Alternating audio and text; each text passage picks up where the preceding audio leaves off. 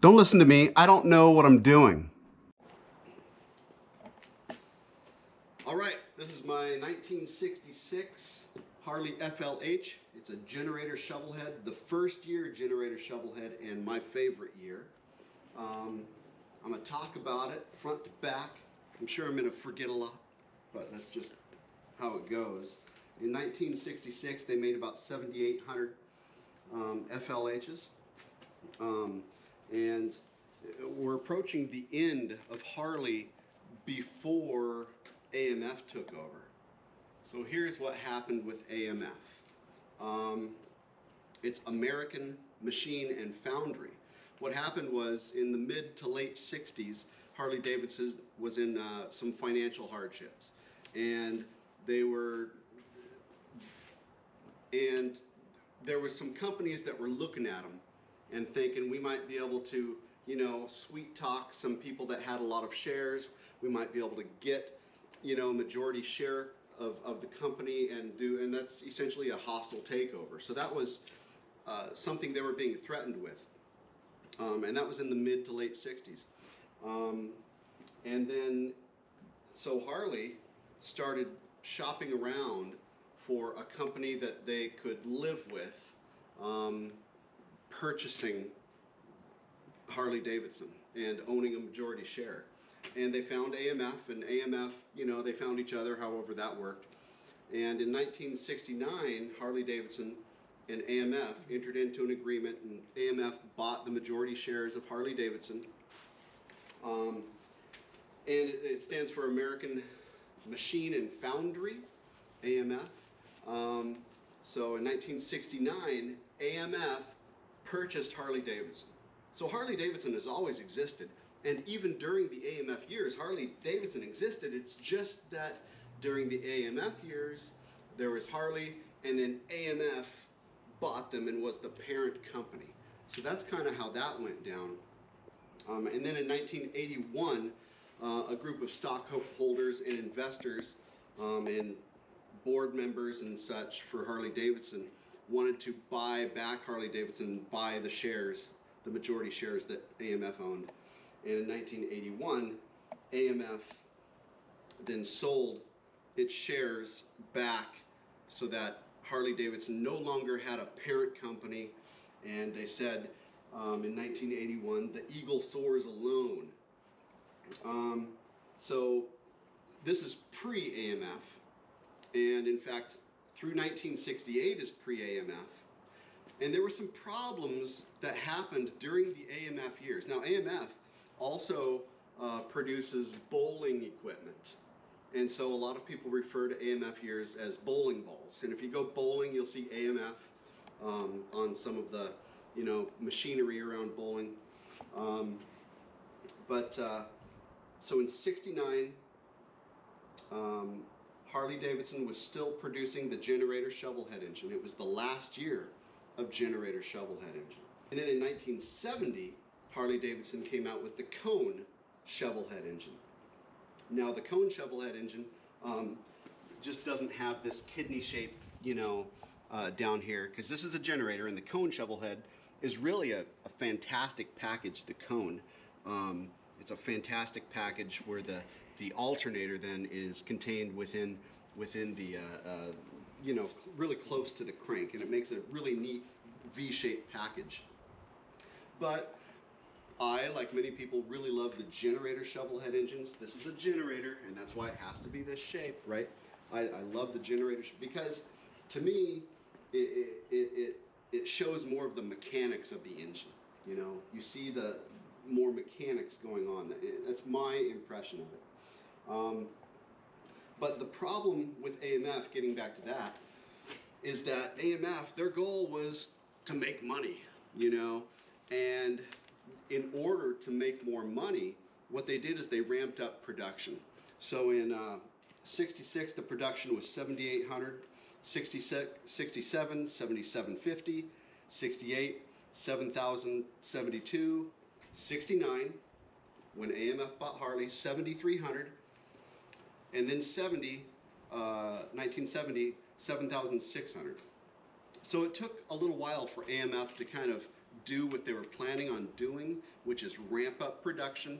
And in 1971, 11,000, 72, 16,000, all the way up to 1975, 22,000 units of FLH, or of shovelheads, cone shovelheads, getting up to 37,000 in 1979. And when they ramped up the production, the quality control really went down the toilet. And that's why AMF Harley-Davidsons have a bad rap. But, you know, anything that was wrong with it when it was first, you know, shipped to the dealership, if today it's still around, it's fine. Those bugs have been worked out, the nuts have been tightened, things like that. But that's kind of the history of, and there's a correlation with the last year of generator shovelhead engine being the year that AMF bought Harley, and they didn't have time to screw it up, you know, that's the idea. And I mean, the cone shovelhead engine that followed was, it was in the works before AMF took over, okay? It's not like AMF 1969, 1970 cone shovelhead. The cone shovelhead was in the works prior. But AMF happened to be there, you know, on that year. Let's see, another interesting thing that's worth mentioning about 69 and earlier Harley-Davidsons is this. The VIN on a Harley, and it's all about the engine. It's all about the engine with Harleys, you know. The VIN on a Harley from 1969 and earlier exists in solely one place. Now, I'm not talking about, there might be some oddball designs out there, but in other words, but I'm talking about all of the overhead valve big twins. The VIN existed in one place and one place only. Come over here. Right down here on the left engine case, or on the engine case, is the sole location of the VIN. Now, what makes that desirable is that you can take any frame, you can do any frame modification you want, you can customize, you can chop it, and no matter what you do, as long as you put that engine in the bike, then you're going to have a good VIN. And so that has value.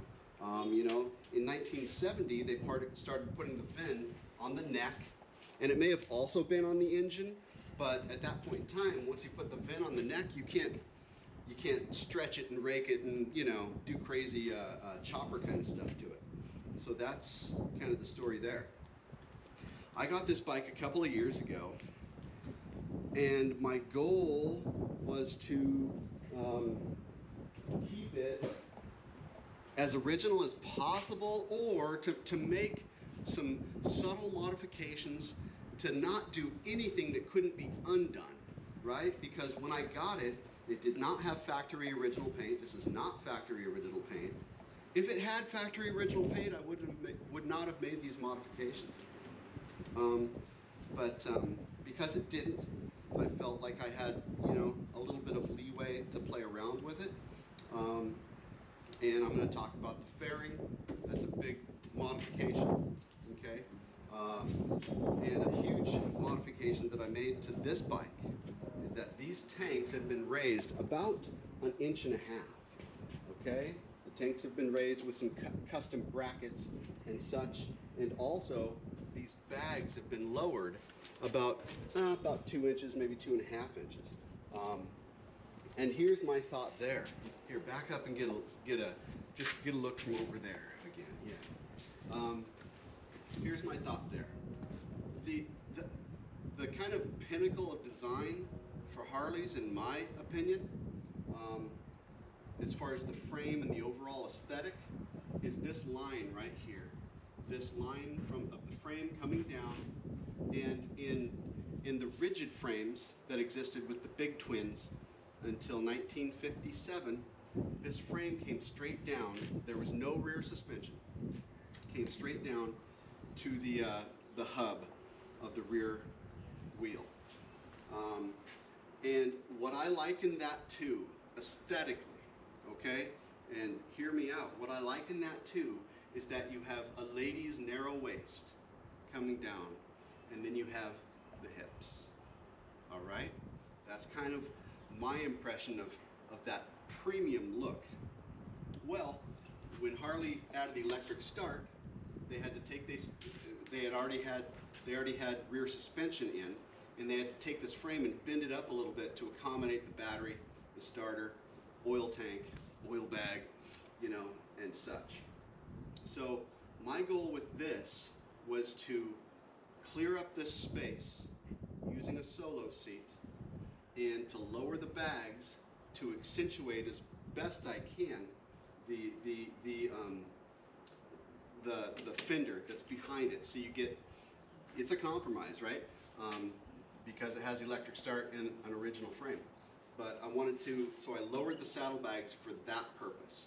And I went with this particular solo seat for that reason. There are some solo seats that have some fringes around here or some leather doodads. Awesome, they're cool. But I wanted this space, the narrow waist and the hip. That's what I wanted to achieve. Let's see. You could, you know, have some fringe there and maybe it'd be okay. But this was what I wanted.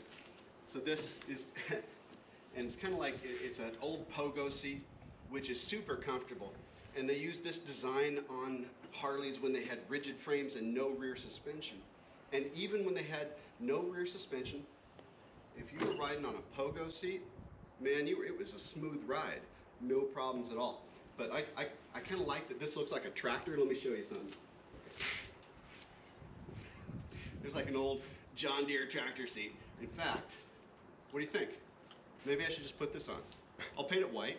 No, I don't know. They'll never tell. Yeah, you never know. So this is Big Blue, I like to call it. And I want to show the difference between the subtle modification of a tank lift and lowering the saddlebags of a factory original versus what I've done. So I have here Big Blue on the right, and over on the left is almost all original 66 FLH. And if you pan the camera back and forth, you can see the difference in the rear fender, how much rear fender is sticking up above the saddlebag, and how much more raising that tank up on Big Blue really allows you to see the beauty of that Shovelhead engine.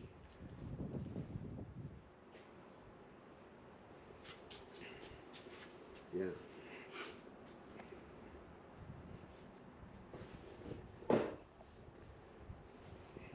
All right. Now another interesting thing about 66 is it has a 1 year only gas tank. The 1 year only gas tank, it's the first year that they put kind of a petcock underneath the tank. Prior to that, they had a through tank shutoff valve. So Harley-Davidson thought, well, we're going to put the petcock down below the tank on the side of the carburetor and opposite the side of the kickstand, because this is where you start the bike. You start the bike on this side typically because you can, manipulate the choke. You can turn the fuel on and off. And this is the factory original style petcock for this 66. The problem with these fuel tanks is when if you were low on fuel and it's a set of two tanks that are connected with a small tube between them, if you were low on fuel and you went in the store, the bar, whatever, I'll say the bar because that's cool, right? You went in to do some business and it was low on fuel, all that fuel would drain to the left tank, and then if you went to start it, you would be fuel starved. So that was a problem, and that's why it's 1 year only. But because it's 1 year only, it's desirable to keep it factory original.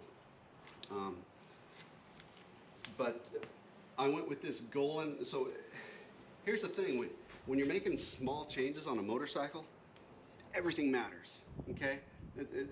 Does everything matter or does nothing matter? Everything matters, right? And I went with this awesome Golan petcock here. Why? because it's a low profile, and I don't want this thing, this honking thing with the tube, interfering with the look of the engine behind it, because this is the, you know, the centerpiece of the engine.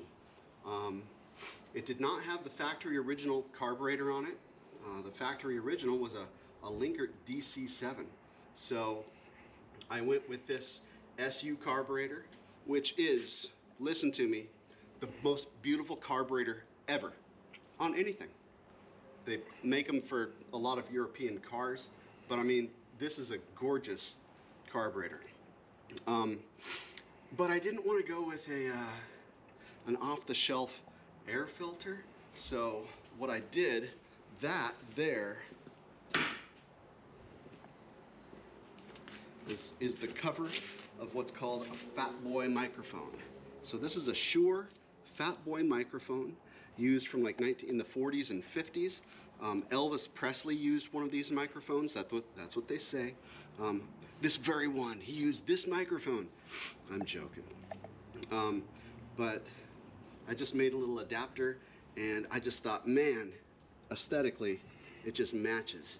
Now my daughter is an artist, and I had her do a little thing with it right up here. Can you capture that? Right up there. There you go. She painted a little Eiffel Tower there. Why don't you come back here and look at it? Little Eiffel Tower on this piece. If you get it, you get it. All right. Now with this carburetor and air cleaner, it sticks out a little bit. I'm going to talk about some of my future plans with it that I haven't gotten to yet, but the fact that it sticks out a little bit when you're riding it, you know, it's kind of touching your leg, and that's all right. That's all right. In the future, maybe I can recess it a little bit more, but it's really all right. And they have these extended foot pedals as an option in that year, and I wanted to go with white. When I first got it, the only thing white on it was the kicker pedal, and everything else was black. And I thought, I just like the white. So I switched the footboards, brake pedal, hand grips, but I went with all factory proper stuff. I mean, these were original hand grips back in the day. Let's see. I'm going to throw this up on the block so we can more upright. There we go. All right, the elephant in the room. What is the elephant in the room? The fairing, right? I love this fairing. Now, Harley-Davidson first came out with their Batwing fairing, they call it, in 1969. Prior to 1969, it's kind of off limits to have a fairing, because then you're veering from what is, you know, an authentic, period correct part, right? But this fairing was manufactured by Wixom company. It's made out of fiberglass. Why don't you come over here and let's look at I suppose we could have gone the other way, that's all right. Look there. Wixom Brothers, okay? Let me show you something.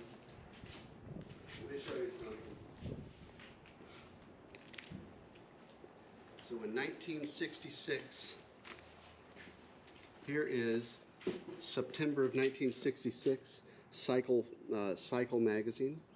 Tour test, Harley-Davidson Electra Glide with Wixom fairing. This fairing was a period proper aftermarket accessory in 1966, okay? So you can have a fairing and get that look of, you know, the 2020, 21, I don't know, they came out with a revival. That's this, okay? That's this fairing. Maybe it was a 69 fairing too, I don't know. But interestingly, and here I have well, let me get to that. So this fairing was available in '66, and Dean Wixom and his brother Stan had the company that made fairings, and Dean was in his like 20s, and I believe he's still around today. I actually sent him a message on Facebook. I found him, and I wanted to kind of interview him and ask him a few questions, but haven't heard back from him. That's all right. Hope he's doing well. But he was in his 20s back in this time frame in '66. And in '68, there is documentation that Dean Wixom went to work for Harley-Davidson to manufacture and come up with the design for Harley's Batwing fairing. So the original manufacturer of this fairing, Dean Wixom, also designed the Batwing fairing that came out in '69. So how many years did they make this? And it's made out of fiberglass. How many years did they make it or sell it? Well, I'm guessing that when Dean designed Harley-Davidson Batwing fairing for the '69 model, I'm guessing that he probably was not permitted to sell his version of the fairing for Harley-Davidsons after that point. That was probably part of the agreement. That would make sense to me. So the point is, it's rare, and I personally think it's awesome. Now, the Batwing fairing does not completely surround the headlight like this one does. And this fairing has this amazing teardrop shape recesses built into it so that the spotlights can have a place to live there. Okay, and it lets you get a certain look. You know, you can get a certain look with a '66. In '66, I would argue, is the first year you can achieve this look while staying within the rules, which, you know, screw the rules, right? I get it, but I kind of wanted to keep, you know, period parts on the bike. Here's another interesting thing. This is even more rare. Here's a Wixom catalog from 1968. Okay, they make fairings for all kinds of bikes, BMWs, other stuff. Here it is. Designed for the '74 rider. It's talking about the 74 cubic inch Harley-Davidson Big Twin. Designed for the '74 rider who really travels. Our heaviest construction goes into the fairing for this big machine. Fits all Hydroglide fork models. And look at this. What is this? I've never seen this before. Ranger '74 leg shield fairing for Electra glides. These look good. These are good-looking companion windshield fairing, provide the ultimate in weather protection, suitable for use the year-round, except in areas of extreme summer heat. This is the leg fairing. It's huge and obnoxious. And look what I got. Check these out.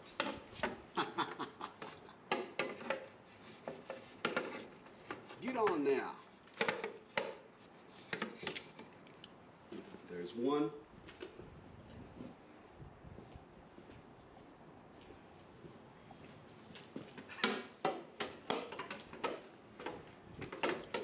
There's two. Check that out. Wixom lower fairings. I don't think I'm gonna run with them. I don't know. Maybe. But not for long. They're kind of obnoxious, but in a cool, weird way. And look at how close the fairing comes to it. It's like it's, you know, like the design of it is just meant to be. And it is. Anyways, these are super rare. Never seen them before. Till I saw a guy on eBay. He didn't know what they were. I did. See? Wixom Brothers. California. Let me take those back off. I like having them though. You never know. Of course, if I put them on, I'd have to paint them. So that's kind of the story of this fairing, which is, you know, when you look at this bike, it's kind of the elephant in the room. When I got the bike, not original paint, and my son was with me. It was an awesome day. It was fun. We went and picked it up together. Yeah. There he is. Hi. We went and picked it up together, brought it in a trailer, and it wasn't running, you know, as I've done all kinds of stuff to it. I put on new tires recently, which I need because I want to ride it, and the old tires were just dangerous. But now I feel like I can actually take some corners and not worry too much about it. It's got the original fender trim, Electra Glide. It did have up here mounted a light that was there, and it had front bumpers, rear bumpers, saddle bag guards, all kinds of stuff that, well, I still have it on the shelf, and it could go back to normal if I chose. But my goal was to remove kind of the superfluity, if that's a word. I knew superfluous is. But to remove some of the superfluity and just keep it simple. So, you know, period correct fairing that I think a lot of people don't know exists. I think the factory mirrors were square. Yeah, like rectangles. But David, what do you think? I have no clue. But round is best. Hey, aesthetically, round is what I wanted. It has the internal throttle, of course, but it has been converted. When you twist it, instead of, in this year, when you twisted it on the original guy, it would push the cable through to give more throttle. And this was converted to a pull style. And both exist, and you can't really tell. It does have turn signals that were factory original. They work sometimes. It's the switch. I have to like fiddle with the switch. Let's see. I permanently wired the spotlights up there. Original gas tanks. The original Tombstone speedometer. That was factory proper from I think 1962 until 1967. I tried to keep most of the original wiring. These little guys here are aftermarket, the cable guides, and it kills me because I hate them. I want to get some original cable guides if anybody has some, like for a reasonable price. Come on, you know, I'd love to have some. Let's see, back here.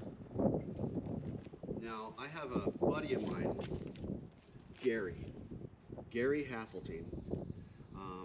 I worked with him a few years ago and bought some motorcycle stuff from his estate. He passed, but he was a good friend. We worked together. This was just hanging on my shelf. It was from his estate, and it just has the perfect. It's right at home here. It's brass with a little bit of corrosion. Awesome. Found a 1966 Oregon license plate. We're in Portland here, and you know, that's you know, I'll get that registered with the DMV one of these days. I removed the factory style rear crash bars because they came directly out of from the stem of the top shock mount, and they're a pain in the butt. And my goal, like I said, was to remove all the excess superfluity, right? So I removed those. Now, yeah, I know if it falls down, I'm going to break a bag, and these are original bags. And by the way, it was a factory option to have that Harley-Davidson mounted on the saddlebag. That was an option. In fact, on that September '66 Cycle World magazine, their test vehicle had those Harley-Davidson I guess what would be tank badges. They had them down there on the saddlebags. Here's a period aftermarket piece that covers the oil tank, the oil bag, you know, if it were on the right side of the bike, which is like the money side, you know, I might not keep it on there, but considering it's on this side and it's part of the bike's history of previous owners, I decided to keep it. It of course has the mousetrap clutch, and the mousetrap clutch, it makes it a little bit easier to pull the clutch in But most important, once the clutch is in, you can hold it with one finger. It's super, super easy to hold. So if you're at a stoplight, you can just pull in the clutch. That's easy. I repainted the tanks, rode it for a while, repaired the right-hand tank with some welds. I need to get a TIG welder because, man, using a MIG, you know, you pressure test it, you find the leak, you MIG weld it, it burns through, you get it to work, you grind it down, you pressure test, you find the leaks. It's just, you got to do that 20 times. Pain in the butt, and I did not coat them. So future plans for this, I do plan on coating the tank. Probably going to use, I think it's called Cresswell. And I hope to do it without having to repaint them again. But after I had them mounted, it started leaking, and you can see the bubbly paint underneath there. So I have the crossover tube just disconnected and plugged. It works for now, right? Let's see, what else about this bike?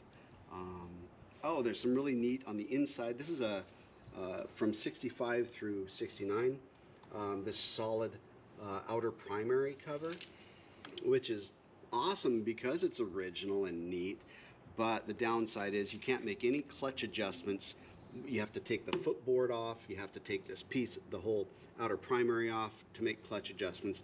Newer versions, there's just a little disc around here, a derby cover they call it, that just unbolts so you can easily access the you know, the clutch.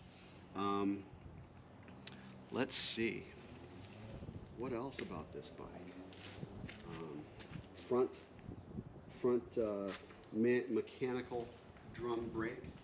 Now in 1969, they moved this mechanical front drum brake to the right-hand side of the vehicle, and in my humble opinion, that was an egregious error, because now you're mucking up the money side of the bike, where you have the engine on display and such. Let's see. It runs and rides awesome. When it warms up, it smokes a little bit. I think I'll probably have to rebuild the heads. A couple plans I have for the future with it. I would like to be able to take my wife on a ride with it, and I have. I've ridden with her on the original buddy seat that I still have. And my son, David, rode on the buddy seat. How was that? We barely fit. Yeah. It hurt. It hurt, yeah. Especially the speed bumps. I've shown this seat on another video, but this is a Comfort Flex seat that came out in 1977. And it mounts on the frame and the fender and uses the pogo that connects right there. The problem is, but it's not a quick change, and what makes it not a quick change is that the T-bar has to come off. So I'm thinking about making a custom T-bar, okay, where I can just unbolt the T-bar right here and just let this end of it flop down, and then I can remove this seat and then mount that on it, and hopefully be able to take the old lady, you know, for a ride. More easily. Another thought I had was potentially making some sort of a pad here, maybe putting a rail back here to hold on to, making some sort of a pad that could quick connect up here and fit in the saddlebag. That's another thought I had. I don't know if that's gonna emerge. It's only time and money, right? But another plan that I have for the bike that I probably will follow through with is this. Come over to this side. Oh, before I get to that, I want to show you this little bell. My wife and kids got that for me for Father's Day. It's a Gremlin bell, if you've wondered, and it's made out of 50 caliber shotgun, or not shotgun, a 50 caliber ammunition shell. And you know, it's big enough that when I'm just kind of moseying around on the bike, because you know I don't go that fast on this thing. You could, and I'm sure I will go faster in the future. Haven't had it on the freeway yet, but I just got the new tires. So now I feel more comfortable doing that. But that bell, the idea is it's like a superstitious thing, right? It needs to be put on the bike by people that love you. And the idea is that when you're riding a bike, there are gremlins in the asphalt, the concrete, and they come up and try to pull you down, all right? And that bell catches the gremlins. They hit the bell, and then it ricochets them back into the ground, and that's how you get potholes. In case you were wondering, that's where potholes come from gremlins hitting the bell on a biker's bike. Yeah. Couple changes I'm considering doing with the bike. There was an option for this year and through the 70s, I'm not sure, maybe 80, there was an option for a hand shifter and a rocker style foot clutch. And I have the stuff to do it, or most of it. Here is a hand shifter that mounts to the frame, okay, and mounts to the frame. I don't know. That's kind of what it would look like, but I really like the idea of it. Of course, I got a white ball, you know, just cause. So that's something I'm considering doing in the future. Another thing that goes along with that is a rocker style foot clutch. Now, this style of foot clutch is not a suicide clutch, okay? It stays where you put it. Toe to go, you know, you push your toe down and it disengages the clutch. If you want the, I hope I'm getting it right. If you want to go, or if you want to engage the clutch, you put the heel down and your clutch is in, and it just stays where you leave it. It's a super cool option, and I'm thinking about doing it. Now, they did make two versions of the hand shifter. One has a smooth gate here, you can see, and with this you can use the ratchet top transmission. They also made one that was gated with the different gears in here, and for that you would use what people refer to as the jockey top transmission that has a lever that goes between gears back and forth, whereas the ratchet top just returns to center every time after you select a gear. So that's something I plan on doing in the future, and I'm going to keep the mousetrap, keep all this set up so I can always go back to this version. Just wanted to show it off. I made a little quick, what I consider a quick release for the ground, because if the battery grounds out, if the positive grounds out, I want to be able to take that off, and you can kind of unscrew it there easily, you know, to avoid a catastrophic fire if there's a ground issue. Yeah. Let's see, I'm hoping to take this for a ride and, you know, maybe show you guys what it feels like. I gotta say, this is my favorite bike to ride. My favorite bike to ride. I'm sure I'm missing something. Oh yeah. Oh yeah. This is April 2024. And the 14th? I got the 14th. April 14th. Okay. 2024.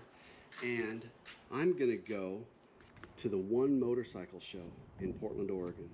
And this Big Blue here got accepted, and they sent me this little keepsake, a little flashlight, builder number 15, or 215. And, you know, so that's going to be fun. In fact, I'm considering maybe doing a little video of riding into the show. Yeah. The One Motorcycle Show. It's going to be awesome. This will be there. I'm not sure when the video will be up, but yeah, this will be there. All right, guys. Well, fun. I'm gonna suit up and get ready to take it for a ride. Let's do it. One more thing while I'm here. I want to talk about this to clear up the confusion. What is a suicide clutch? Because people talk about suicide clutches wrong so often. Just because it's a rocker style foot clutch does not make it a suicide clutch. This is a 1947 custom Harley Survey car, a 3-wheeler. Here's the clutch here, okay? Now, this, where you have to hold it down, and when you release it, the clutch is off. That, if it were on a 2-wheeler, would be a suicide clutch. Because it's on a 3-wheeler, it is not. Why? Because you never have to put your feet down on a 2-wheeler or on a 3-wheeler. But if this were a 2-wheeler, you put the clutch in, you go up to a stoplight, you put your right foot down, and now what happens if you're off balance or something? Whoa! The clutch disengages, and off you go into oncoming traffic, committing suicide because they're stupid. That's my humble opinion on those. But they're cool because it's called a suicide clutch, and you know, not for me. But that would be a suicide clutch on a 2-wheeler. Just because it's a foot clutch, if it's a rocker style, it's not a suicide clutch. All right, that's it. Whenever you're ready. I'm going to start this thing up, but I wanted to take the air cleaner off because these SU carburetors, they're super cool, and seeing it running is really a sight to see. It's awesome. Let me just get this other little dealio off. All right. Let's see. Go. All right. Let's pick this guy up. You can get back in. Got the piston in there, just dances.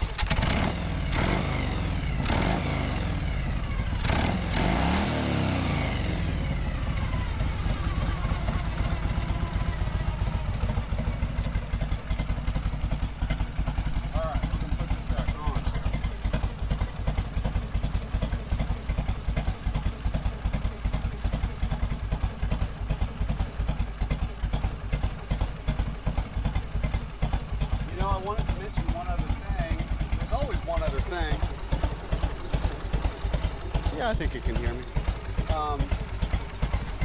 Sometimes you got to use zip ties. You just got to. And I found these zip ties, these Cobra low-profile zip ties, right there. You can see an example of it up here. Look at that. Look at that. I mean, if you got to do it, you got to do it. And those just, they're the lesser of the evils.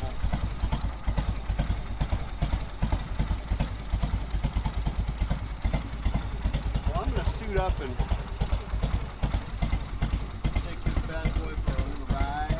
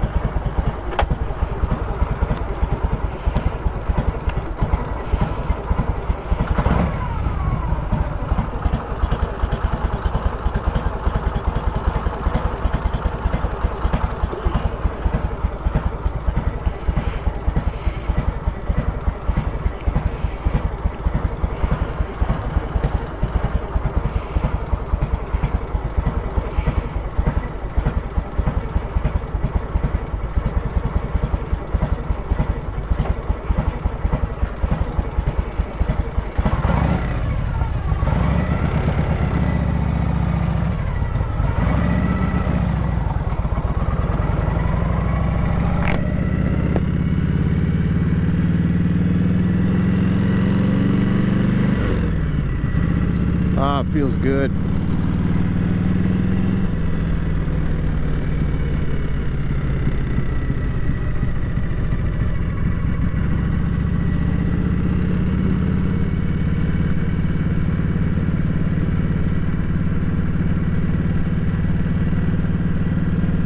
This seat has almost no padding, but I cannot tell.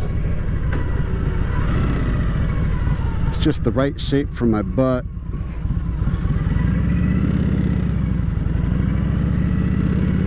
And it's on the pogo spring, so hey, who needs padding when you got a pogo?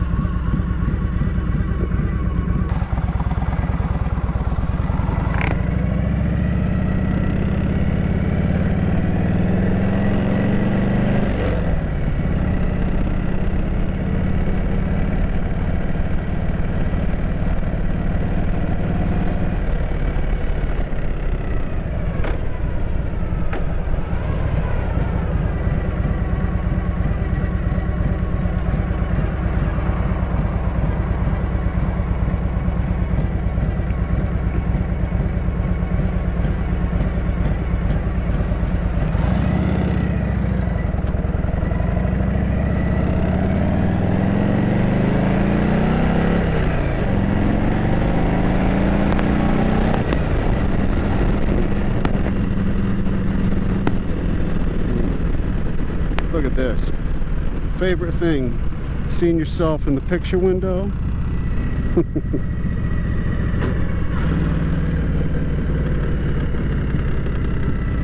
Could be bad though if you look in the picture window and you see what you actually look like instead of what you think people see when they look at you. Look at that.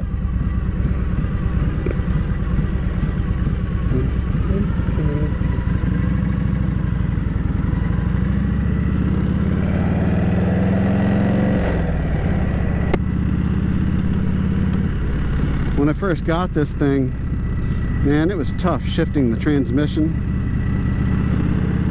I think it had been stored bone dry. Couldn't get it into fourth. Now it's better. It's not perfect, you know. You kind of get used to how to shift it and such, but fully functional now, and I did zero maintenance aside from fill it with oil, 50 weight.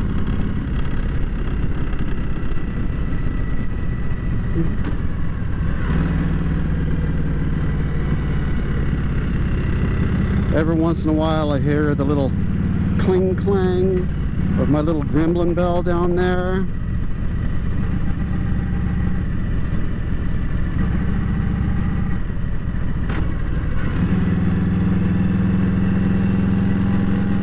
When I hear that little bell, I just think of how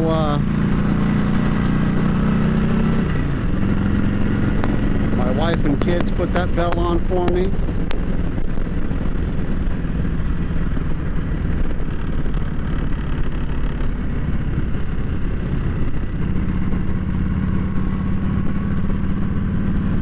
Reminds me that they love me.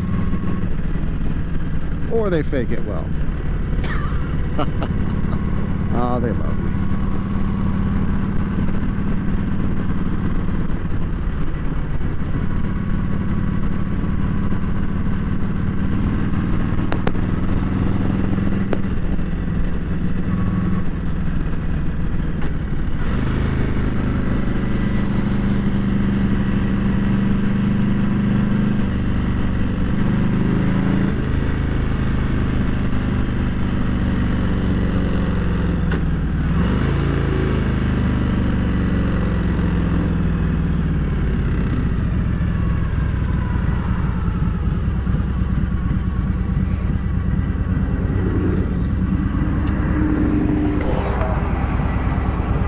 this speedometer doesn't work. You know, I lifted the tanks. Well, now of course the speedometer cable won't reach. Now the speedometer's broken either way, but I'm always going about 32 miles an hour. Sometimes it'll vibrate itself up to 35. I actually have another speedometer, a remanufactured, or a, you know, one that Harley made like in the 90s, I guess, that's a similar tombstone design. And I have a longer speedometer cable that I plan on installing. I just haven't gotten there yet.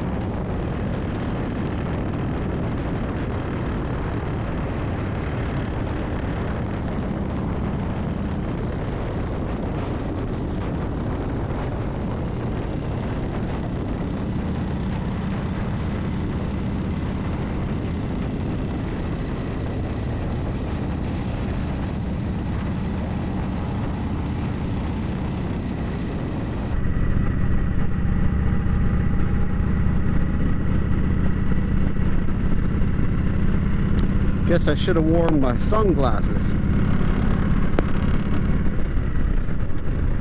And the way I mounted this GoPro in the front, the fairing is kind of vibrating on it.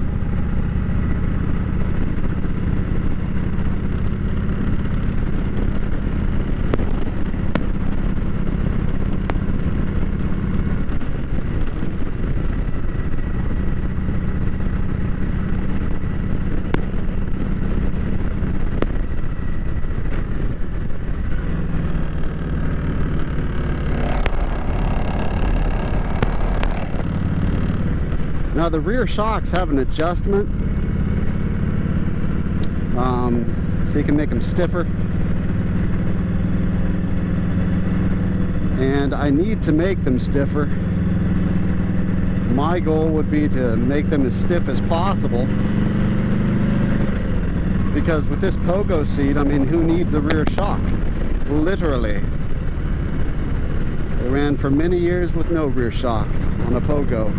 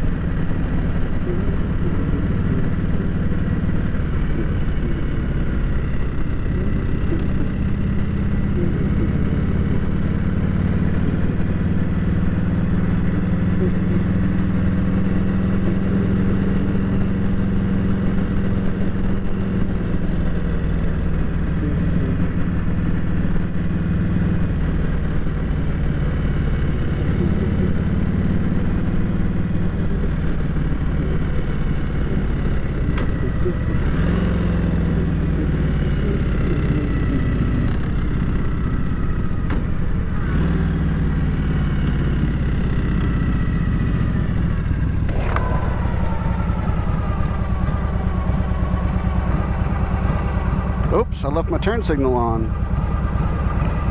There we go.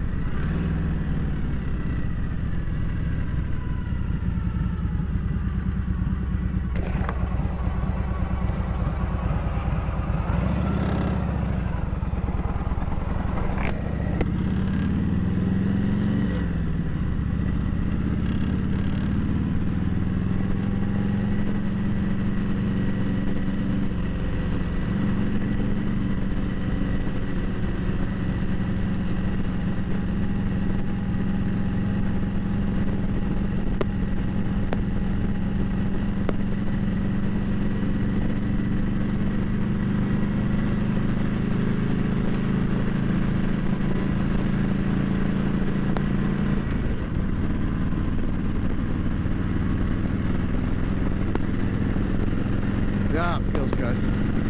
Wow. What a beautiful day. I just love bouncing on this thing. I'm going to say that a lot because I just do. There's a dude playing a saxophone in here. You know what? I love that. I'm inclined to turn around. I gotta hold it in my mouth.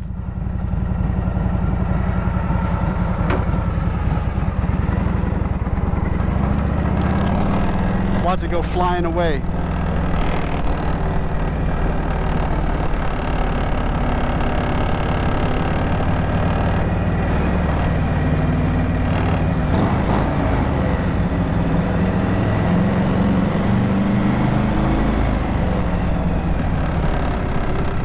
I bet he won't take the money because he's not doing it for that, but I want to show my appreciation for what he's doing.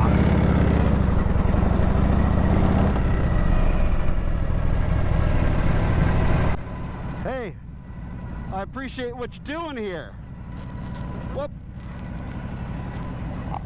I got that for you. I can't pick it up.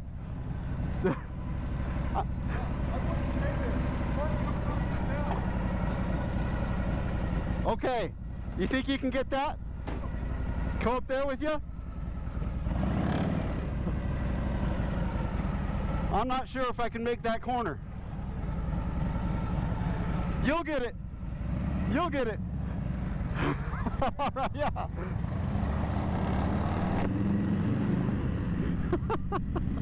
What do you do? I'm all thumbs.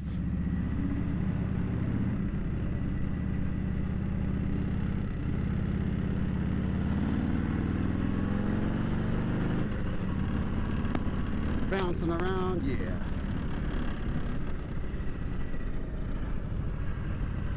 I think I'm out of fuel right there.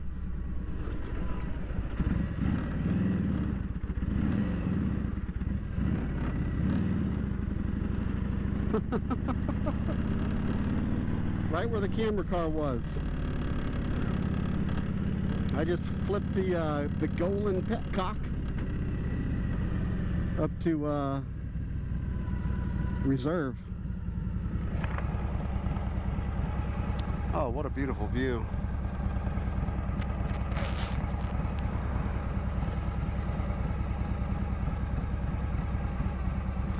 I mean, the view would be awesome, but man, I don't know about living on a house on stilts.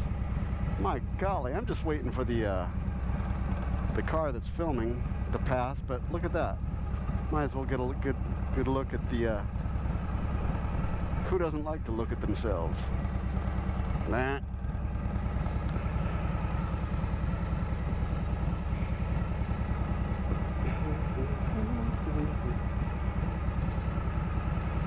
I'm embarrassed for dropping that $5 bill.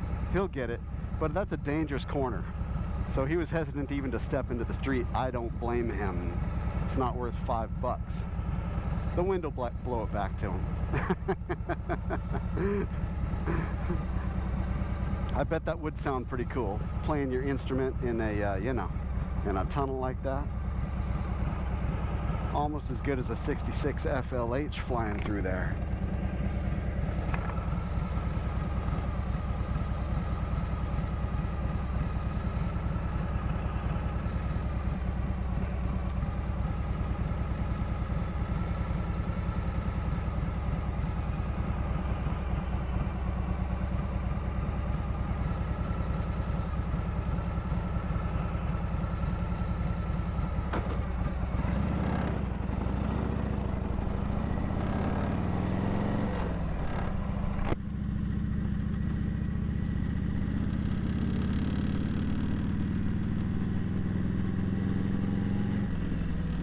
10-mile-an-hour turn, and they mean it. If you're going 10, you're probably going too fast for this turn.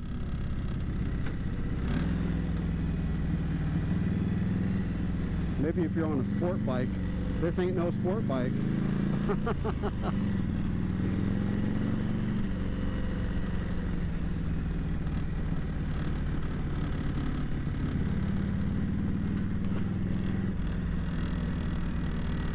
I put some stiffer springs in this Pogo. Got them on the eBay.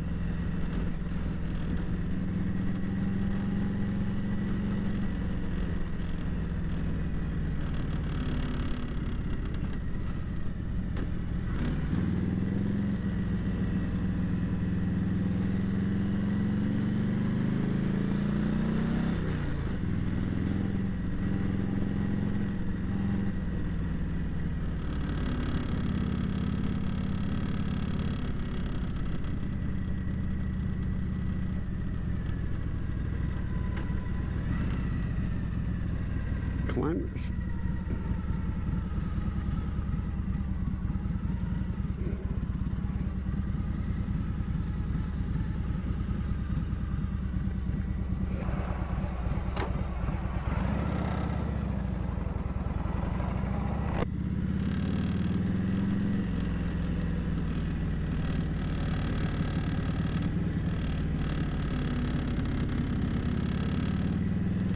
Usually take the other route back down, but I'm gonna go back this way. I want to see that saxophone player.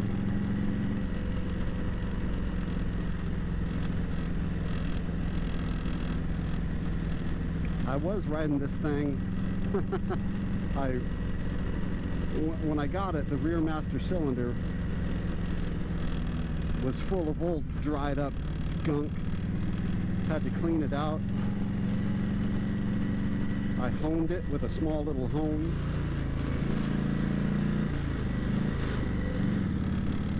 And there was still some pitting in it. And it was leaking. So I would fill it up and go for a ride. And I knew I had about 3 or 4 pumps on that rear brake.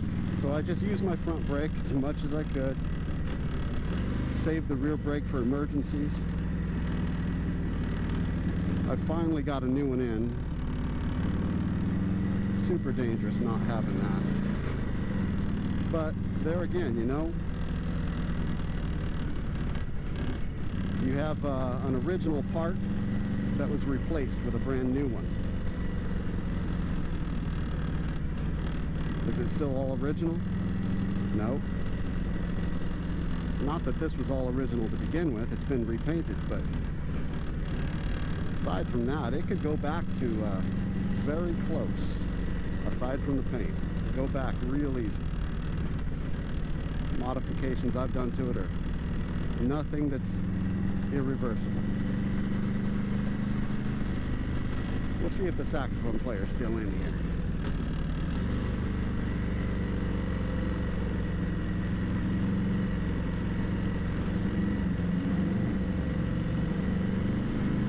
There he is. I think he got that $5 bill. I feel better now.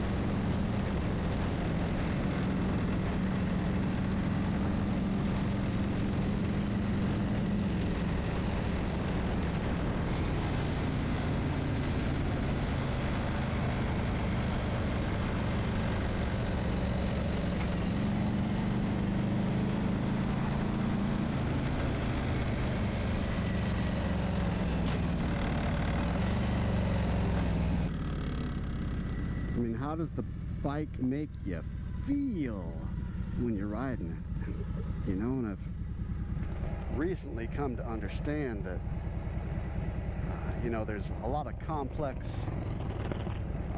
you know, thoughts, desires, things you like, things you want,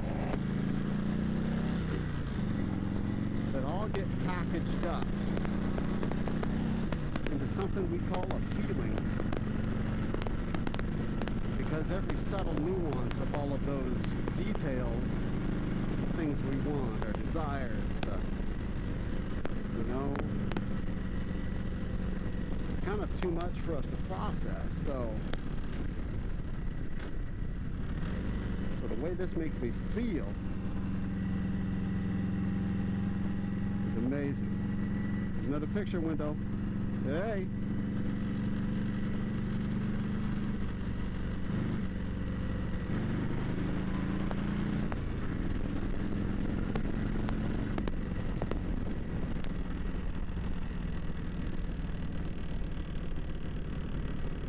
Oh, more picture windows. Gotta look. Gotta look.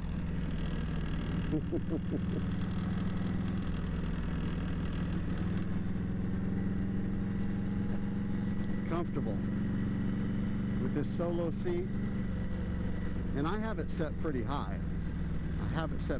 But I feel like I'm low. You know, I feel like I have a low center of gravity, and that's always a good thing for handling and such. I'm not suggesting it handles like a sports bike, but it's easy. It's nice. Is this thing on? So, last weekend I took the family on a trip to Seattle. We went on a ferry ride. It was awesome. Blue sky, I know. In Seattle, a blue sky, that doesn't happen. Blue sky, walking around, it was beautiful, gorgeous. Had to use the bathroom. Awesome, wonderful, fantastic bathrooms. Afterwards I came back and I asked my wife, I said, hey, come to the bathroom with me so we can join the Sea Level Club.